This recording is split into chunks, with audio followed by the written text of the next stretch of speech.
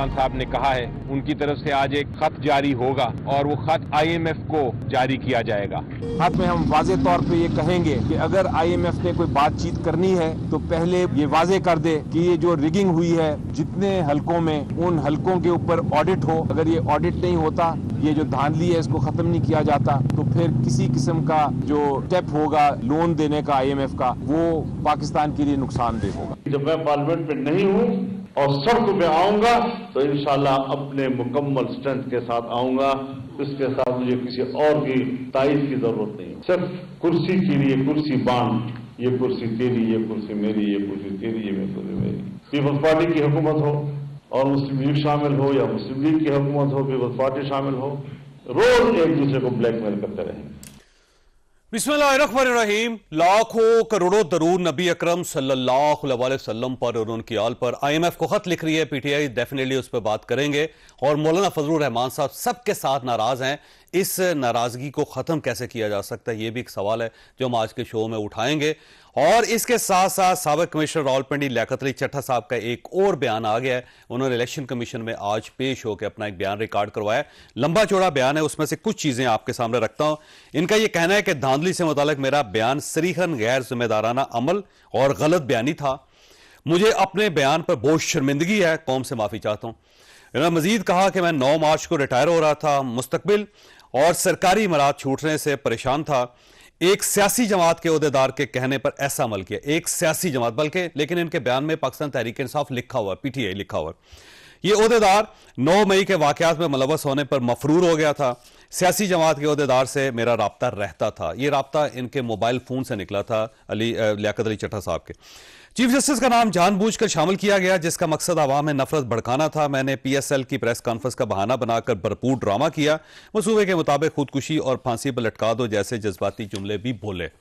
इसके अलावा इन्होंने कहा कि मुझे कभी भी बशमूल इलेक्शन कमीशन किसी ने धांधली की कोई हदायत नहीं की। कोई भी RO ऐसे किसी अमल में मुलव्वस नहीं था और अपने किए पर बहुत शर्मिंदा हूं।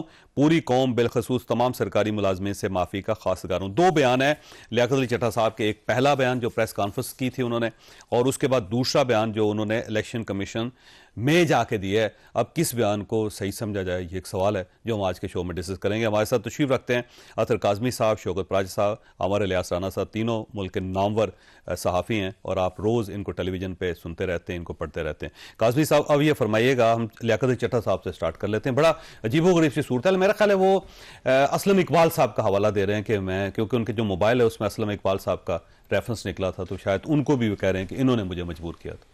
देखिए, अगर जो सब हम यहाँ पे किसी स्कूल के बच्चे की बात कर रहे होते या किसी नौजवान की कि उसको बिला फुसला के कोई बयान दिलवा दिया है, उनका जो पहले वाला बयान था वो भी उस वक्त दिया कि जब मैं सारे करवा चुका हूँ, सब कुछ हो चुका है और बड़ा खतरनाक था वो, और अब मैं बयान दे रहा हूँ। अब उनका ये है कि किसी ने मुझे ये कह दिया क्योंकि मुझे पर्क्स एंड प्रिविलेजेस का आया था। तो मेरे ख्याल में ये कोई एड अप नहीं हो रहा फॉर सम रीजन। ये इतना घाक इंसान, इतना जीरक इंसान जिसने इतना अरसा ब्यूरोक्रेसी में गुजारा हो, मुख्तलिफ हुकूमतों के साथ वो चले हों, और अचानक उनको एक बंदे ने बिला फुसला के, और वो भी बंदा जो खुद मफरूरी पे हो मतलब कि तुक नहीं बनती। आई डोंट नो, मेरे ख्याल में 3 फेज है। पहले वो ये कहते हैं कि उन्होंने धांधली करवाई, उसके बाद फिर उन्होंने धांधली का इतराफ किया, अब उन्होंने तीसरा इतराफ कर लिया। तो मेरे ख्याल में अब क्या पता हफ्ते बाद वो कुछ और कह दें, तो वो तो गैर संजीदगी उनकी इसी चीज से जाहिर होगी। लेकिन अगर कोई इल्जामात हैं तो उसकी तहकीकात होनी चाहिए, इसलिए कि उन्होंने इल्जाम भी लगाया और फिर मोजेस चीफ जस्टिस साहब की जात के ऊपर भी इल्जाम लगा दिया, चीफ इलेक्शन कमिश्नर के ऊपर भी इल्जाम लगा दिया।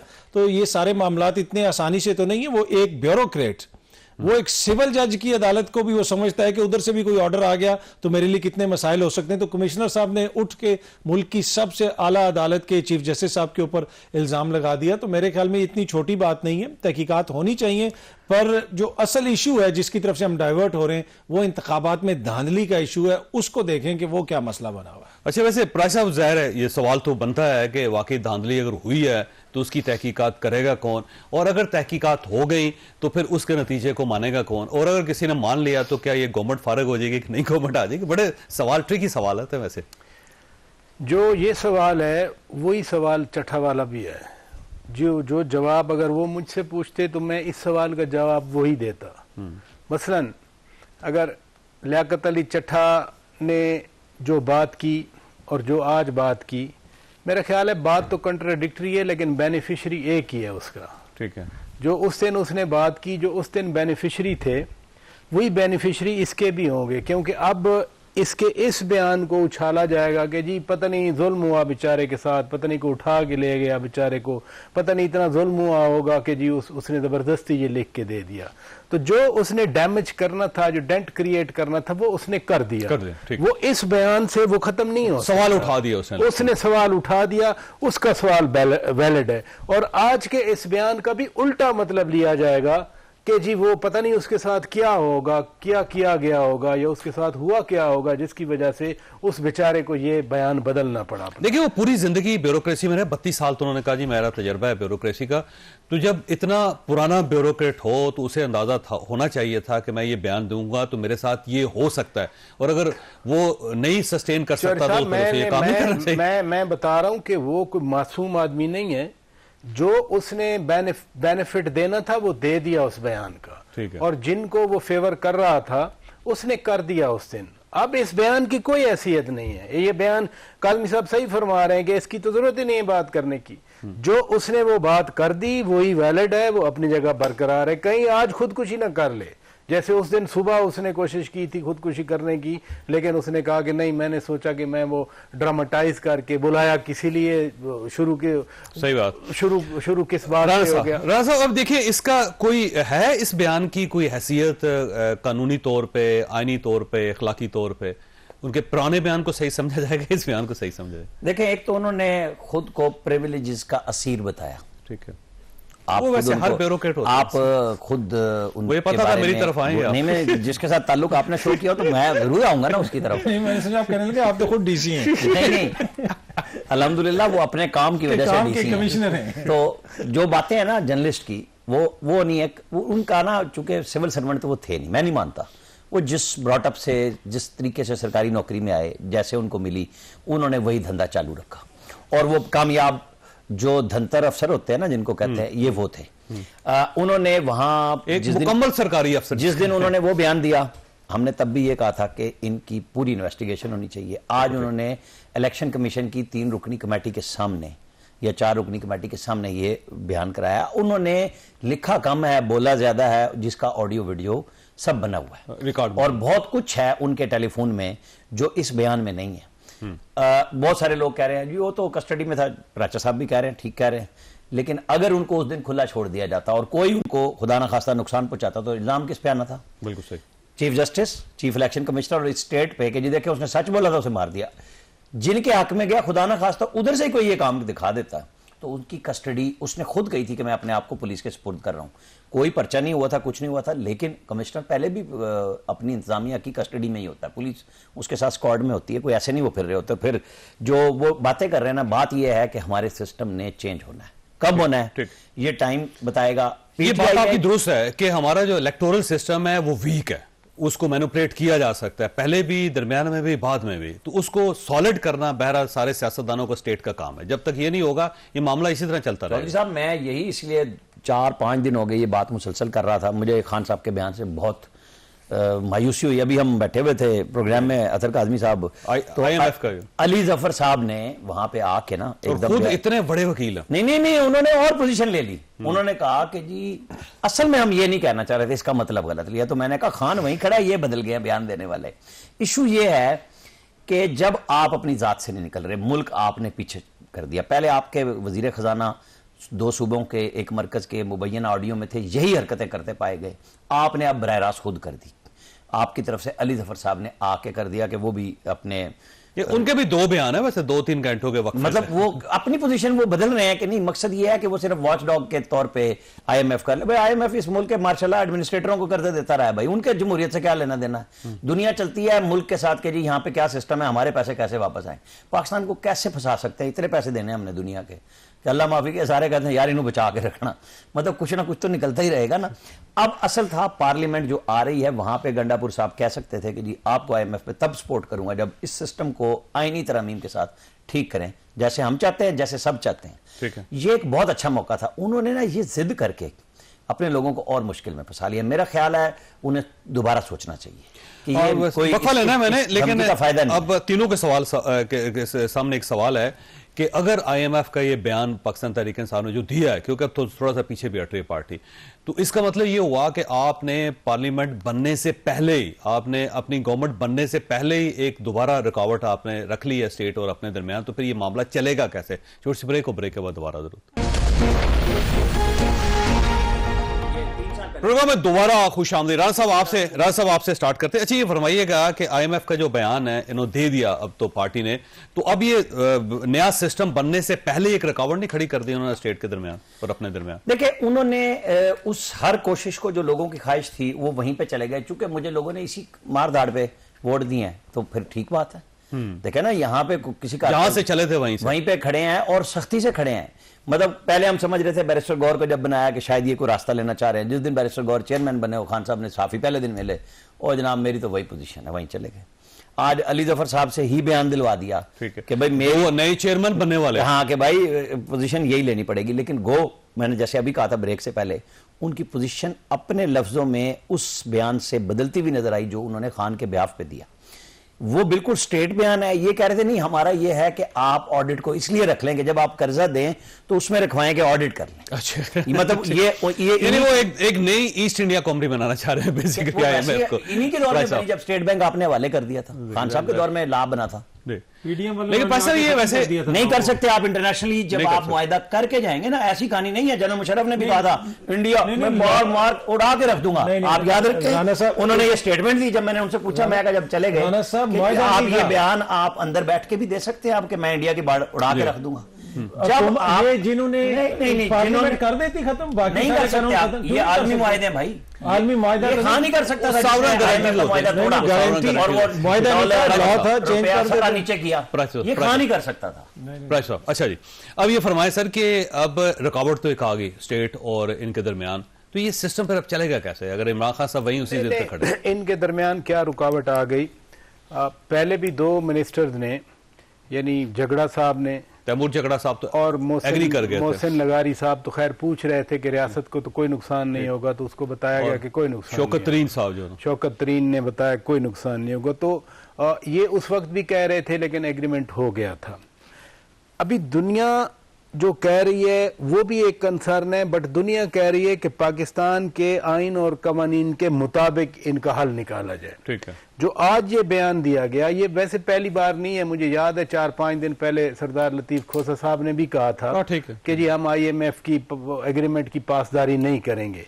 तो वो मसलसल जो एक उनका पर्सपेक्टिव है, और पर्सपेक्टिव यही है कि हम हैं तो शफाफियत है, हम हैं तो मुल्क की मफाद का तहफ़्फ़ुज़ है, हम हैं तो मुल्क है, हम हैं तो मुल्क है। जैसे सबसे पहले पाकिस्तान का कभी नारा लगता रहा कि सबसे पहले इस्लाम का नारा लगता रहा। तो जो इस तरह का फिनोमिनन है ना, एक पर्सन सेंटर्ड, जिसमें कोई पार्टी कोई इदारा शिदारा नहीं, इंस्टीट्यूशनल मैकेनिज्म नहीं है, एक पर्सनल है, उस पर्सनल में यही होता है। अब क्या सवाल ये पैदा होता है, इसका एक और एंगल भी है, क्या IMF इनके बयान से या इनके खत से पाकिस्तान के साथ डील नहीं करेगा? नो, ऐसी कोई सूरत हाल नहीं है। वो तो एक रियासत पाकिस्तान है, पाकिस्तान के इंटरनेशनल, वो ये है कि मजीद आर्म ट्विस्टिंग कर सकता है। आर्म ट्विस्टिंग 25 मई को उस साल अगर वो लॉन्ग मार्च ना होता तो IMF वाले UAE से वापस ना जाते।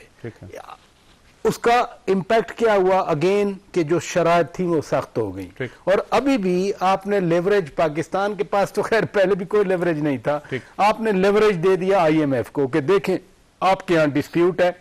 लेकिन जिस वक्त आधी असेंबली नहीं थी, पार्लियामेंट, अभी तो हम पार्लियामेंट की बात कर रहे हैं ना कि जी पार्लियामेंट से पहले, उस वक्त आधी पार्लियामेंट भी नहीं थी। दो सूबे पंजाब एंड KP दोनों, मतलब पंजाब सबसे बड़ा सूबा, अब सिंध से ज्यादा सूबा बड़ा पंजाब, बलूचिस्तान से बड़ा सूबा in terms of population Khyber Pakhtunkhwa PTI के पास थे। बट उसके बावजूद IMF ने एग्रीमेंट किया। मियां शहबाज शरीफ साहब वो जार्जीवा के साथ मिले थे उधर पेरिस में। वो जाहिर है ये तो एक नेशनल लेवल पे होता है ना, नेशनल लेवल पे। ये मेरा ख्याल है ये जो बयान दिया गया है, मे भी उनका जो अपना फॉलोइंग है उसको ज्यादा एड्रेस करने के लिए कि देखें हम इस हुकूमत के रास्ते में हर तरह की रुकावट खड़ी कर रहे हैं। काज़मी साहब, मसला ये है कि अगर इस तरह छोटे छोटे मामलात में हम IMF या वर्ल्ड बैंक को शामिल करते जाएंगे तो फिर कल ये भी मुतालबा कर देना चाहिए वो सड़कें भी बना लें आके, वो यहाँ नालियां भी पक्की कर दें, वो वाशरूम भी पूरे कर दें। तो इस तरह तो हम बड़े अजीबोगरीब सी सूरत हाल है कि हम बाकायदा इंटरनेशनल फोर्सेज को घसीट रहे हैं कि वो पाकिस्तान के अंदर आके मामला सेटल करें। वैसे तो देखें वो बाहर से आके डोनर्स यहाँ पे बनाते हैं, स्कूल भी बनाते हैं, सब कुछ करते हैं, लेकिन ये जो बयान जब मैंने सुना तो मुझे वो इंतहाई नामाकूल लगा वो बयान। उसका कोई आप उसकी दिफा नहीं कर सकते जिस तरह का बयान है।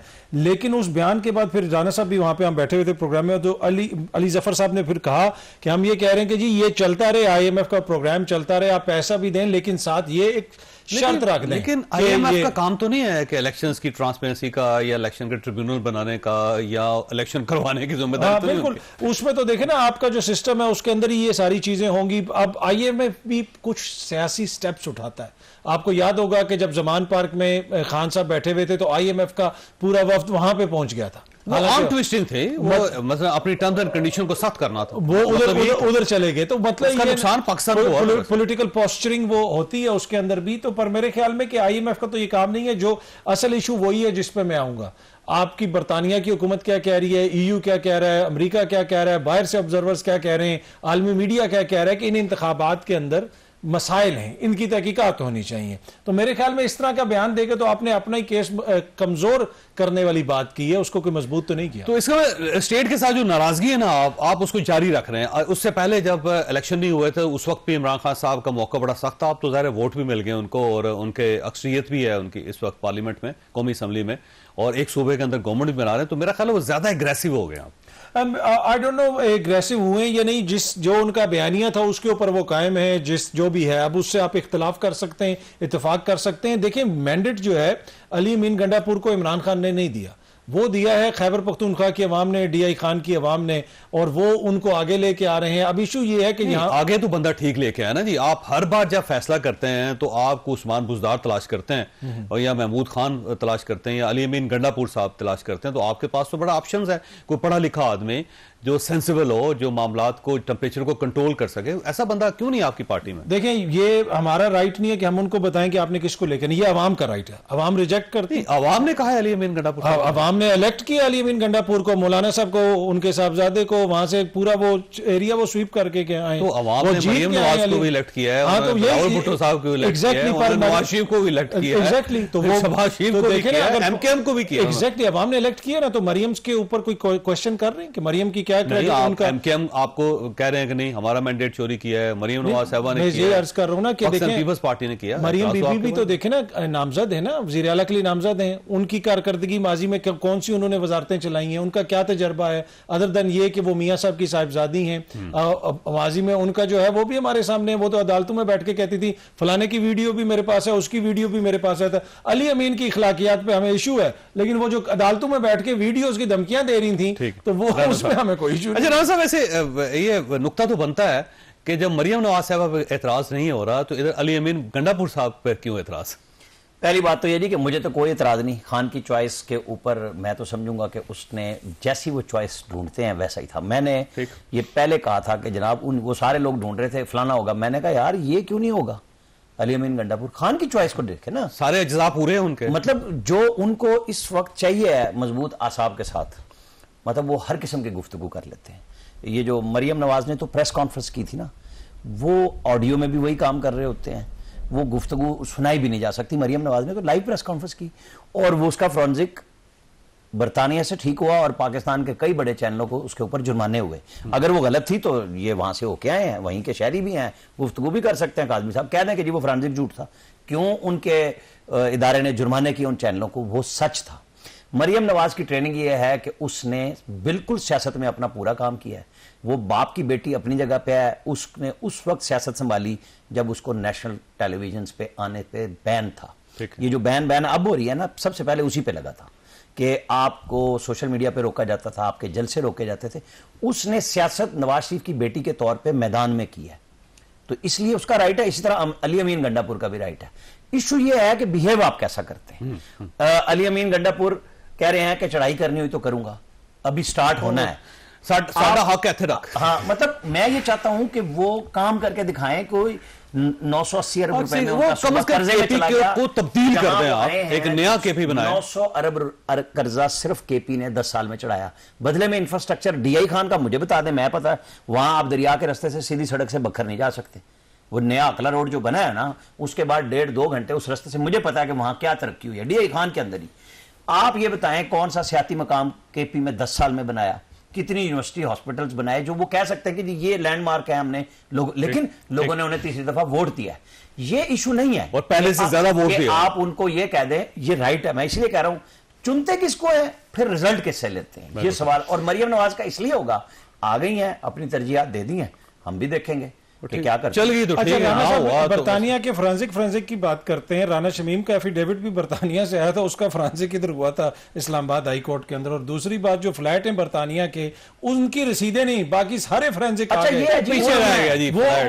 अजीब होना चौधरी साहब के उसकी ना फ्लैट की रकम नहीं है। उन्होंने कहा नहीं, उसका सवाल ना अदालत ने उठाया। जो वो कह रहा है कि मुझे पोते को मिले हैं दादा से, उनके दोनों पैसे गए थे। एक मिनट, उनके दोनों बेटों हमजा ना अब्बास शरीफ ने कहा ना शहबाज शरीफ ने कहा कि हमें इस तकसीम पे इतराज है। वो इतराज ही नहीं है जिन्हें वो मनी ट्रेल ढूंढनी है। भाई बरतानिया से ढूंढवा के फंसा दो। एनसीए ने क्यों शहबाज शरीफ को क्लियर किया? मैंने तो नहीं किया। और ब्रेक के बाद दोबारा प्रोग्राम में दोबारा खुश आमदेद। शौकत प्राइसा शौकत प्राइसा। अच्छा प्राइसा, ये फरमाइएगा, ये मौलाना फजलुर रहमान साहब मुझे लगता है सबके साथ ही नाराज हो गए और एक गलती की है सब सियासी जमातों ने। उन सबको चाहिए था कि मौलाना को एंगेज रखते, क्योंकि मौलाना के पास वाकई एक अवामी ताकत है। और अगर मौलाना अब कह रहे हैं कि मैं पूरी अवाम को साथ लेके बाहर निकलूंगा, तो मेरा नहीं ख्याल कि ये सिस्टम सस्टेन कर सकेगा। मौलाना साहब एक शफीक इंसान है और वो इतने नाराज़ नहीं होंगे कि वो खुदा न खास्ता सिस्टम को नुकसान आए। उनका पर्सपेक्टिव रहता है हमेशा। वो पिछली बार भी था, यानी 2018 में वो कहते हैं इसी तरह धांधली हुई थी और वो एहतजाजन पार्लिमानी सियासत में शरीक रहे। फिर जब नो कॉन्फिडेंस हो गई तो वजारत भी मिली उनको। तो मौलाना साहब अभी अगर कोई कहे कि वो या उनके जो दीगर साथी इलेक्ट हुए हैं both in the national assembly and provincial assemblies, वो ओथ नहीं लेंगे, वो बिल्कुल ओथ लेंगे। नहीं, ओथ तो ले रहे हैं, लेकिन वो मेरा ख्याल है पावर स्ट्रक्चर का हिस्सा नहीं बन रहा है। नहीं, पावर स्ट्रक्चर की बात है। 2018 में भी तो नहीं थे ना सूबों में ना मरकज में थे। फिर बाद में पीडीएम के सरबराह की हैसियत से उन्होंने अपोजिशन चलाई और डट के चलाई। वो धरना ले आए, बड़ा धरना था, कोई माने ना माने, बहुत बड़ा धरना था। और फिर वो इमरान खान साहब अगर किसी से खाइद थे ना, मौलाना से खाइद तो इसलिए जो सियासी कुव्वत है मौलाना साहब की मुसल्लमा कुव्वत है, भरपूर कुव्वत है। लेकिन अगर मुझसे कोई ये कहे कि मौलाना साहब इस रियासत को नुकसान पहुंचाएंगे, इस मुल्क को, तो मैं ऐसा नहीं समझता। मौलाना साहब ने वो एमआरडी से लेके आज तक मौलाना साहब ने एहतजाज की सियासत भी की है, अपोजिशन की सियासत भी की है। मौलाना को ये कोई नहीं कह सकता कि मौलाना साहब ने, मौलाना फजलुर रहमान साहब ने कोई इस मुल्क के मफाद के खिलाफ कोई ऐसी बात की हो। मौलाना साहब प्योरली एक जो कहते हैं ना, एक वाकई सियासी जमात है, वो एक सियासी ज़हन है। और मेरी राय में तो आसिफ अली जरदारी साहब अपनी स्पेस निकालने थे मौलाना वैसे खुलासा ये कि फिक्र ना करें, मौलाना साहब आ जाएंगे, होने की बात खौफजदा ना नहीं। वो खैर जिस पैराए में आप कह रहे हैं, मैं तो वो नहीं कह रहा। मैं जिस पैराए में आप कह रहे हैं मुझे समझ आ रही है। लेकिन मैं जो मौलाना साहब को 80s हमारे, हम स्टूडेंट थे, हमारे सामने गुजरा, 90s में भी उनकी सियासत देखी है। फिर MMA बनी थी, सूबा इनके हवाले था। वो उस वक्त लोग कहते थे कि, लेकिन वैसे इस बार मौलाना थोड़ा लेट हो गए हैं। जब अब वो गए ना कल, जब पाकिस्तान मुस्लिम लीग नून के पास तो कि बलोचिस्तान में हुकूमत बना ले, तो उस वक्त तो चिड़ियां खेत चुग चुकी थी। नहीं, एक दिन पहले आ जाते। देखें अपना चर साहब, खेत में दाने हमेशा होते हैं, आप ऐसे ना करें, ठीक है? दाने पड़े, मौलाना आ जाएंगे, मौलाना को बुला लिया जाए। मौलाना साहब की नाराजगी क्या है? मौलाना क्या कह रहे हैं कि मेरी सीटें क्या किसी को दे दी गई, ये नहीं बताते किसको दी गई। नहीं, देखे ना, क्या मौलाना साहब मियां नवाज शरीफ से नाराज हैं? नो। मौलाना साहब आसिफ जरदारी से नाराज हैं? नो। मौलाना साहब क्या मेंगल साहब से नाराज हैं या चगदई साहब से नाराज हैं, वो इलेक्शन कमीशन से नाराज हैं, तो फिर वो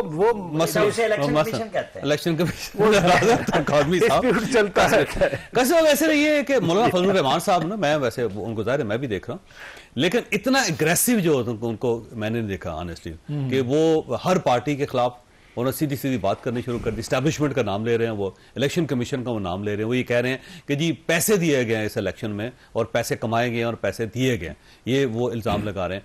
और अब साथ वो ये भी कह रहे हैं कि मैं आवाम को लेकर सड़कों पर निकलूंगा। तो ये पहली आवाज है जो आवाम को सड़कों पर लेकर निकल रही है, तो इसको सीरियस क्यों ना लिया जाए? देखें, ऑब्वियसली उनकी रिजर्वेशंस हैं और वो ये इल्जामात लगा रहे हैं, पर अगर वो पैसों का इल्जाम लगा रहे हैं किसी पे, तो फिर उनको सबूत भी देना पड़ेगा। अगर सबूत तो लियाकत अली चट्टा साहब ने वही ना, अली चट्टा साहब का मसला हल नहीं हुआ, पर प्रॉब्लम ये है कि उनको इसी सिस्टम के अंदर, जिस तरह भी प्राचा साहब भी फरमा रहे थे कि मौलाना इस सिस्टम के अंदर सियासत बड़े अच्छे तरीके से करते हैं।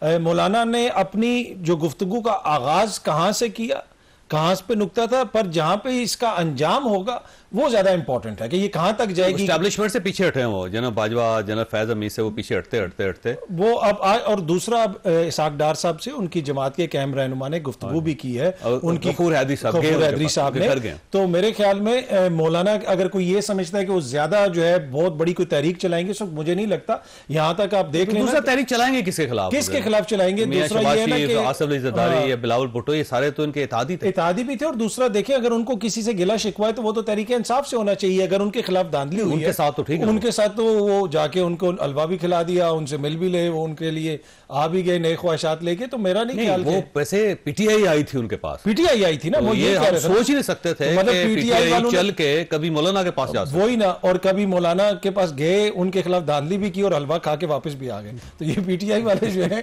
मौलाना को कारीगर है, वैसे कमाल है वैसे काजी साहब। अच्छा राना साहब, ये मौलाना की नाराजगी जेन्युइन है या पॉलिटिकल नाराजगी है, कोई वापसी है, आगे बढ़ेंगे, क्या करेंगे, आपका क्या? मौलाना जब पोजीशन लेते हैं तो मैं शौकत प्राचा साहब की गुफ्तगू को ओके करते हुए, इनके साथ सहमत होते हुए, वो हर तरह से बात करने का हुनर जानते हैं, उसको कोई शक उसका जवाब देना जानते हैं। मौलाना जब मोहतरमा बेनज़ीर भुट्टो के साथ सियासी तौर पे मौजूद थे, उनकी नवाज शरीफ के साथ बहुत सख्त लड़ाई थी, और नवाज शरीफ ने इन्हें डेरा इस्माइल खान से, एक बहुत बड़े आदमी से नहीं, एक आम आदमी को खड़ा करके और उनको हरवा दिया था। कौमी असम्बली का एक इलेक्शन वो इस तरह भी उतारा था। नहीं, वो डेरा डबरे वाला कुछ नाम है उसका, उसकी बात कर रहा हूं मैं, वो नाम मुझे अभी नहीं आ रहा। उमर फारूक 97 में आए थे जी, मैं उससे पहले की बात कर रहा हूँ। तो मेरे चूंकि पड़ोस में है ना बखर के, तो दरियाई है बीच में, तो मुझे वहां का स्टूडेंट दौर का भी पता है उस सारी लड़ाई का। लेकिन जब कुर्बत हुई है तो उनके लिए धरना लेके भी आए। जो आपने कॉलम में लिखा ना कि मैं, मुझसे बाजवा साहब ने कहा था बताना नहीं, वो मेरी तरफ भाई मैं तुम्हारा रीडर है, मैं कह सकता ना, और कोई कहे ना कहे।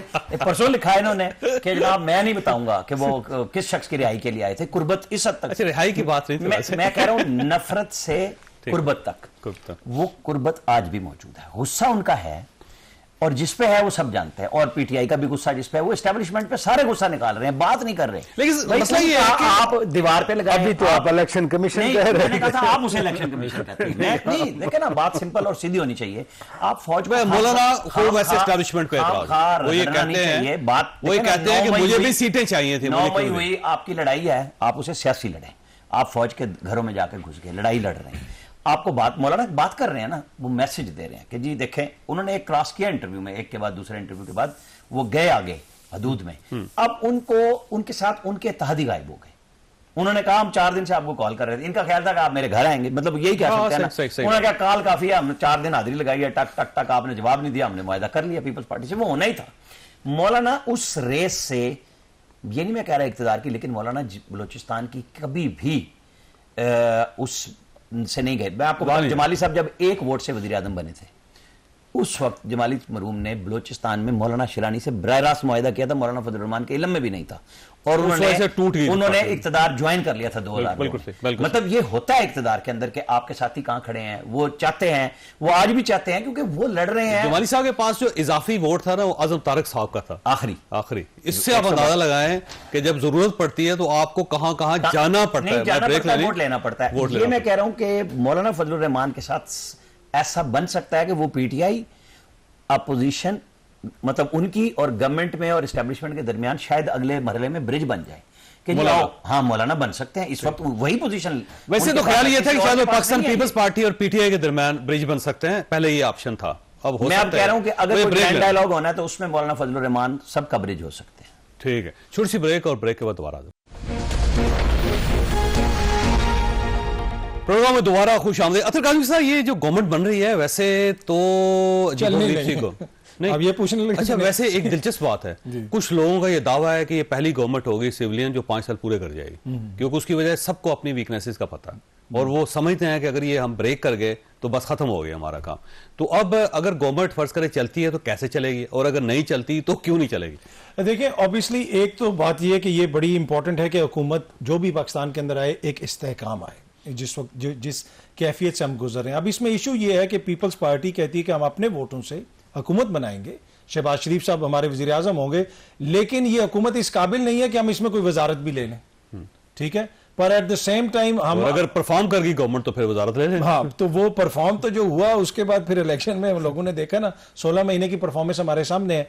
पर दूसरी तरफ वो ये कहते हैं कि हम आईनी ओहदे भी ले लेंगे, इसको वजारत मिल जाएगी, वजारत उज़्मा मिल जाएगी, जनाब हम स्पीकरशिप ले लेंगे, चेयरमैन सेनेट का जो है गवर्नर इसका हो जाएगा, वो हो जाएगा। अभी ये गवर्नमेंट चलेगी या नहीं चलेगी ये तो आने वाले दिनों में पता चलेगा। इस वक्त जो तासुर ये मिल रहा है कि जैसे एक मरीज जो है वो बिस्तरे मर्ग पे पड़ा हुआ है और उसके लवाकिन उसके इलाज के ऊपर तवज्जो देने के बजाय आपस में जायदाद बांट रहे हैं। भाई, आपको कहीं पे नजर आया कि जनाब इकोनॉमी हम किस तरह बेहतर करेंगे, इस हवाले से हमारी ये बात हुई है, इस एजेंडे पे हम मुतफिक हो गए कि जनाब ये इकोनॉमी है, IMF से हमने ऐसे डील करना है, उससे इधर डील करना। नहीं, यहाँ पे डील क्या हो रही है कि जनाब KP में हमारा गवर्नर होगा, PP का गवर्नर पंजाब में होगा, नून लीग का गवर्नर सिंध में होगा। तो ये मेरे ख्याल में अगर इस तरह की चीजें, ये क्या कोई अच्छा तासुर इस वक्त ये इंप्रेशन नहीं आना चाहिए था। अगर आपने कोई गिव एंड टेक किया भी था तो उसको पीछे रखना चाहिए था, बजाय इसके पब्लिक कर। फिर जिस तरह बांट रहे अंधा भी रेवड़ियां बांट रहे हो ना, तो एक आधा खानदान से बाहर भी दे देता वो। इधर तो ऐसी हो रेवड़ियां बटी हैं कि बस आपस में ये हो रहा। मेरे ख्याल में ये जो है ना, इसका जो स्टार्टिंग पॉइंट है, मुझे नहीं लगता कि वो इतनी कोई मुस्तहकम हुकूमत। अच्छा प्राइस साहब, देखें ये 2 जमातों का इत्तेहाद हुआ, बल्कि 3 जमातों का इत्तेहाद हुआ प्राइस साहब। अब सवाल ये है कि इसमें लूजर कौन है और गेन किसने किया है, और क्या इस इत्तेहाद का मुल्क को फायदा होगा या नुकसान होगा? काज़मी साहब ने तो बता दिया कि नुकसान ही नुकसान होगा। नहीं, मैंने कहता है खुदा न। जब आप कहते हैं कि इब्तदा लूट एंड प्लंडर से है, गिव एंड टेक से है, यानी जो हुकूमत में आ रहे हैं, मैं ये समझूं कि उनको कोई परवाह नहीं है। मैं ये समझूं ऑप्शन ही इसके अलावा कोई, मैं ये समझूं कि मियाँ शहबाज शरीफ हैं, इसहाक डार हैं, एहसन इकबाल हैं, ख्वाजा आसिफ हैं, उनको कोई परवाह नहीं है कि ये मुल्क कहीं खड्डे में जाता है, ये मुल्क तबाही की तरफ जाता है, खुदा न खास्ता। इस तरह से जब हम दानिशवर बन के बैठते हैं, हमें मेरा ख्याल है थोड़ा सा इज्तनाब करना चाहिए। बन के क्या बैठते, दानिशवर है वो, ये कि आपके पास मैंडेट ही नहीं है, अवाम ने आपको मुस्तरद किया है और आप कह रहे हैं हम जबरदस्ती अवाम पे मुसल्लत होंगे। तो मेरे ख्याल में हमें भी फिर इंटेलेक्चुअल ऑनेस्टी दिखानी चाहिए ना कि क्या अवाम ने इनको वोट दिया है हुकूमत बनाने के लिए? तो पीटीआई को भी नहीं मिला ना। नहीं, पर जो नून लीग को वोट पड़ा है वो पीपल्स पार्टी के खिलाफ बिलावल कहता रहा ये शेर खून चूसने वाला है। तो जिन्होंने खून चूसने वाला, मैं बात कर, नहीं मैं ये कह रहा हूँ, मुझे अपनी बात तो पूरी करने दें ना, मुझे बात पूरी करने दें। चाहे PTI को मैंडेट मिला हो ना मिला हो, यानी ये कौन सी गैर कानूनी गैर आईनी बात है कि पीपल्स पार्टी PMLN को सपोर्ट दे वोट की और हुकूमत में ना बैठे? इसमें किस पाकिस्तान के आइन की खिलाफ वर्जी हो रही है, किस शिक की खिलाफ वर्जी हो रही है, किस इखलाकी इक़दार की खिलाफ वर्जी हो रही है कि अगर वो हो रही है वैसे, क्योंकि आपने एक दूसरे के खिलाफ इलेक्शन लड़े हुए हैं, एक दूसरे को सपोर्ट कर रहे हैं। देखें, बात यह है कि मौलाना को क्या क्या नहीं कहा गया और चल के जो मौलाना के पास गए वहां अखलाकियात नजर नहीं आ रही, वहां आपको मोरालिटी नजर नहीं आ रही, वहां आप गए और मौलाना साहब का ग्रेशियसनेस है कि उन्होंने तंज नहीं किया उस दिन। मौलाना साहब ने खुले दिन के साथ बिठाया। अगर अखलाकियात किसी एक पे आती हैं तो दूसरे पे भी आनी चाहिए, लेकिन मैं इस कंट्रोवर्सी में नहीं पढ़ना चाह रहा।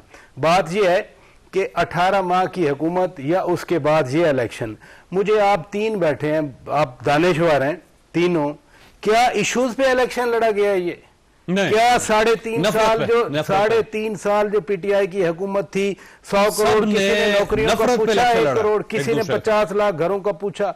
उसमें मंशूर तो को देखता ही नहीं, Exactly, परफॉर्मेंस को देखता ही नहीं, नहीं, मुल्क जो में। वादे किए गए थे 3-3.5 साल की परफॉर्मेंस थी, किसी ने कुछ पूछा, उस तरफ तो कोई आया ही नहीं है। आज तो अभी हुकूमत बनी नहीं, पूछा जा रहा है कि जी वो कुछ नहीं कर सकेंगे। की बात पे एंजॉय कर रहा हूं कि देखें, जब इमरान खान साहब एमक्यूएम से मिल रहे थे तो वो खून चूस नहीं रहे थे, क्योंकि वो इलेक्शन तो आपस में लड़े थे। जब वो काफ लीग के सरबराह को उस वक्त चौधरी शुजात साहब नहीं, परवेज इलाही को कहते थे पंजाब का सबसे बड़ा डाकू, जब उन्हें ले रहे थे तो जाहिर खून नहीं चूस रहे थे। खान साहब तो बिल्कुल नहीं चूस शेख रहे थे रशीद साहब। फिर जब वो चपरासी भी ना रखने वाले को वजीर दाखिला लगा रहे थे, उन्होंने नहीं रखा तो उन्होंने वजीर रखा था। उसको वजीर रखा और खून नहीं चूस रहे थे। क्योंकि मेरे भाई ने कहा है तो मैं एहतराम करता हूं, क्योंकि वो बात असूली और इखलाकी तौर पे ठीक थी। आज सारी गलत है। गलत है आज। आपके पास मैंडेट किसी के पास नहीं है। ये यहाँ पे चूरन बेचा गया, सदर मुमलिकत विलॉक किए गए, इजलास बुलाएंगे, केपी में बुला लेंगे। ओ भाई, सदर के पास धनिया इख्तियार नहीं है। सदर को आज वजीर आजम एडवाइस देगा, इजलास तब अरे होना है। कहा गया एक कि मिनट, दावत हाँ, देंगे दावत हुकूमत भाई, बनाने की, वो कैसे दावत दे सकते हैं? 85 और 88 में जबकि था। पीटीआई गई उनके पास ये कहने के लिए संत ने कहा मैं कर 88 में था, वो खत्म हो गया। उस वक्त जुनेजो मरूफ 52 भी। को जियाउल ने नहीं उन्होंने दिया, और एमएनए भी नहीं थे। इसाक खान ने रोका बेनजीर को, वो 1-1.5 महीना बेनजीर भुट्टो की 88 वाली हुकूमत रोकी वो गई थी। सारे बात 88 में चले गए कि हमें मौका मिलना चाहिए, लिहाजा हम 88 पे चले जाएंगे, जो आइन और कानून में नहीं है। इशू ये है कि जब ये आजाद वजीर आजम के तौर पे या सुन्नी इत्तेहाद कौंसिल के वजीर आजम के लिए कैंडिडेट आएंगे तो वोट पूरे कर लें। उनका काम है, वो पीपल्स पार्टी ने तो ऑफर की थी, ठीक है, वो तो उनके इनकार के बाद हटे। फिर ये क्या बात है कि जी मैं नहीं हूं तो मैं खून चूस रहा हूं, अगर मैं हूं तो मैं रस मिला रहा हूं। ऐसा नहीं जवाब दे रहे हैं। मैं इस पे देखें, यहाँ पे बयानिया क्या था, पाकिस्तान को नवाज दो। आपने ये पूरा क्या हमारे लिए ये प्रॉब्लमैटिक नहीं है जिस तरीके से ये इलेक्शन लड़ा गया? एक सियासी जमात के पास सिंबल नहीं है, उनको जलसा करने की इजाजत नहीं है, और उसके बावजूद आपका वो इलेक्शन ठीक करवा लेते हैं ना। आपका पार्टी इलेक्शन में किसने कहा था आपका वो मैंडेट है कि पूरी दुनिया में आलमी मीडिया कह रहा है कि जनाब ये क्या हुआ, किस तरीके से रिजल्ट रुक गए, तो हमें उसमें कोई प्रॉब्लम नहीं हुआ है जी। आलमी मीडिया जनरल प्रेम शरफ को आलमी मीडिया हारने में तैयार नहीं था, वो हर पार्लियामेंट में उसको बुलवा के मतलब कि 3-3, 4-4 पार्टियों के लोग कह रहे हैं कि ये फॉर्म 45 है, ये क्या हो गया फॉर्म 47 में। ऐसा कभी भी नहीं हुआ मेरे ख्याल में। इस वक्त इस तरीके नहीं, आरटीएस तो जिस तरीके से बैठा था बड़े इल्जाम लगे, लेकिन जो इस दफा हुआ 2018 से ये इलेक्शन बेहतर है, क्योंकि इसमें कम से कम फॉर्म 45 तो दिया गया। क्या बेहतर है? एक सियासी जमात को आपने पोर्टल डिप्राइव कर दिया, वो खत्म हो गया। कोर्ट रोक रही थी, आज सुप्रीम कोर्ट, हाई कोर्ट सब रास्ते दे रही हैं, कागजात सबसे ज्यादा चुन लिए। भाई साहब से अगर एक बात की क्लैरिफिकेशन ले सकूं, जी, आपने कहा हमारे लिए प्रॉब्लमेटिक, तो वो आप अपने लिए कह रहे थे या सिस्टम के लिए? अच्छा, हमारे लिए प्रॉब्लमेटिक नहीं है, इज्तिमाई तौर पे कहा था ना, अकेले नहीं। वक्त हो गया, आपने गुफ्तगू सुनी, फैसला आपने खुद करना। अल्लाह ताला आप और आपके अहले खाना को किसी मुसीबत से महफूज रखे। अल्लाह हाफिज।